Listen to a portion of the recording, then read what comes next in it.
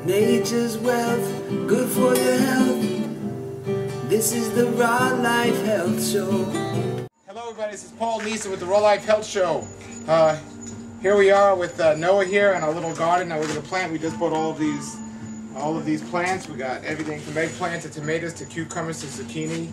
You name it, we got it. And Noah's excited about that. And John putting in the drip irrigation system.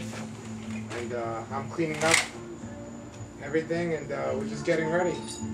So we'll be back soon with an update.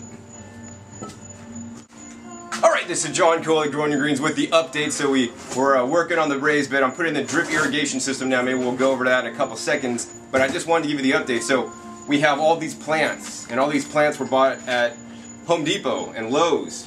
And you know, we have eggplant, tomatoes, cucumbers, peppers, cilantro, Georgia collards, romaine lettuce, all kinds of things to plant. It's amazing. So get this, planting tomatoes and cucumbers, and oh, we got zucchinis in October.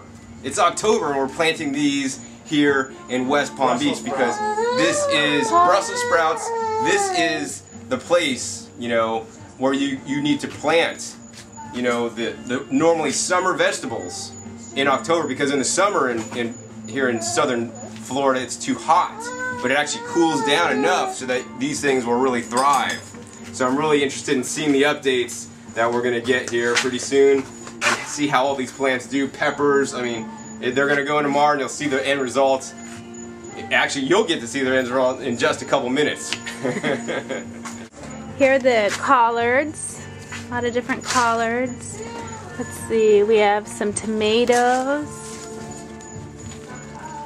some cilantro, there's a cucumber, all kinds of things in here, some tomatoes,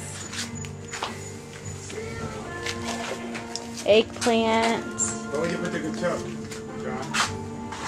there's some collard greens. This is John Kohler with GrowingYourGreens.com with the garden update. So you can kind of see here, we've you know, arranged the beds. We're using basically the pavers and some uprights to define the beds here. It looks really nice. But the thing I'm doing right now, and I just got finished with, is I'm attaching the irrigation system. So we're going to use drip tubing, basically 1/2-inch drip tubing. And we're going to basically pipe it to the beds. We're going to have several rows in each bed of drip line, and then we'll be able to put the drip emitters at each point at each plant so it saves water. So the thing is now that I'm doing is actually I'm putting in a water filter. So we all have heard of water filters for our homes, but now you know you should be putting a water filter for your plants. Okay? So when it rains, right, we get water that has no chlorine and no chemicals in it for our plants. It's just distilled water, literally.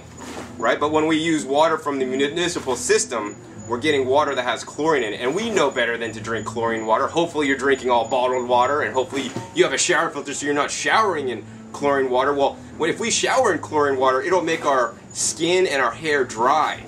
And you know, so if it does that to us, what does it do to your plants? Well, to your plants it stunts their growth, so they don't grow as fast. So why not give your plants every possible advantage and do everything that you would do for them for you? Because you know what? You eat your plants and you become, you know, your plants become you. So let's feed our plants the best. They're going to grow the best, and they're going to be the healthiest and not get any stunted growth. So I just got a standard GE water filter, household sediment filtration unit with 3/4 inch basically ends, and then I tied that in with some adapters to the basically the PVC pipe for the irrigation. And then I bought these standard household sediment filters. Now you want to make sure you get sediment filters that have a carbon aspect. So these actually have carbon, and they say they remove chlorine. The best filters for this actually are this is what they had that I wanted to get Paul up and going, but what they really have as good as the KX filters. And let's see, there's CTO/2 I think is the model I have. That's what I use in my house. And that model number might not be right, but I think from memory that's what it is. Those things kick butt, and they're way cheaper than these ones at Home Depot. They're going to last longer and actually filter more chlorine out for a longer time, and they're going to save you a lot of money in the long run. So let me show you how easy it is to do this. We're going to open up this filter here. And so it comes in a 2-pack. You're going to have one spare. Open it up, you literally just take the filter out and you put it in there. You want to make sure that your O-ring is in place, and then you're just literally going to put it on here.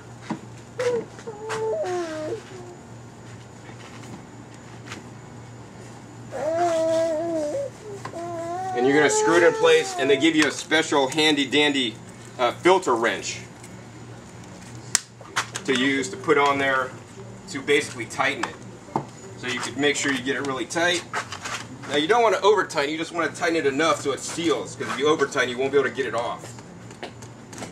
So that's pretty good. So that's it. Now you'll see us, we'll put the drip tubing in here later on a later update. When we get it all finished, you'll see the drip tubing coming out of here and go into the whole garden, and now Paul has filtered water for his garden. And this is John Kohler with growingyourgreens.com, and we'll be back real soon with another update.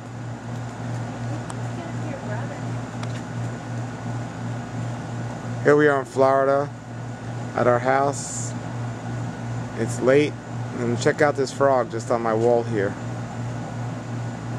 Crazy. We're working on our garden and we just saw this frog. Look at it. It's like a lizard slash frog. There it is. We're getting ready. Dig a hole, and then put it right underneath the dripper. Okay. So like it's inset, so like if we can't. The only thing remaining right now is our gardenia plant, or our gardenia tree. Okay. And we have our jackfruit tree, and our star fruit, and behind that is the egg fruit, and there's an ackee over there. And there's a papaya tree. A bunch of papayas. Garden here with the Raw MacGyver, John Kohler. Here's the next day. Been working all morning. Got up at what time? 6 a.m.? Yep. 6 a.m. back to work. But things are moving along. John's in here. He's laying all the drip tubing. He's spaced it out very nicely. Alright, here we are. We just got a whole bunch of compost. Right, Noah? It smells like a hamster cage. We're about to pour out our first compost. Let's see it. Nice Yeah, it's black nice and compost. dark. Yeah. Now this isn't compost that we did. We got it from the city compost, and a lot of people use it, you know, and John said, hey, don't use regular soil, go get some compost. So he has the best garden around. So we listen to him. There we go. It's the compost going in. Two hard-working guys. Alright, so we got the update here, and we got all the drip irrigation done, so I'm grateful that that's all finished now. You can see the drip irrigation is kind of flopping up, and that's because this drip irrigation piping has actually been in a roll for I don't know how long, however long it's been sitting in the store, and after it was manufactured it's been in a roll, so it kind of tries to conform to that roll. We wanted to get it stretched out and be in straight rows so we could plant all our plants in straight rows. So what we're going to need to do is get some nice long stakes to stake it in to basically make it stay straight, and what'll happen is the sun will hit it, it'll kind of warm up, it'll get used to being straight, and then it'll just stay straight on its own. But we need to train literally the drip irrigation line to do that. We'll be back in a couple of minutes and you'll see the update. This is the Raw Life Health Show. Raw Life, brighten up your life.